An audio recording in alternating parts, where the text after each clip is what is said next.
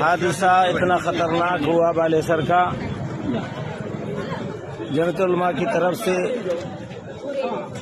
ہم لوگ علماء یہاں آ کر پہنچے ہوئے ہیں تاکہ ان مجبور اور غمزدہ لوگوں جو مریضوں کے ساتھ تکلیف میں ہیں، پریشانیوں میں ہیں، ان کی مدد کے لیے ہم آئے ہوئے ہیں۔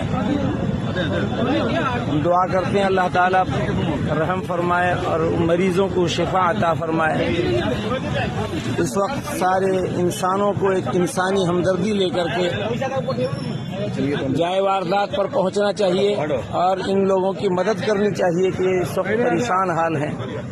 اتنا بڑا حادثہ ہماری اڑیسہ کی تاریخ میں پہلی مرتبہ رونما ہوا ہے، اللہ رحم فرما دے۔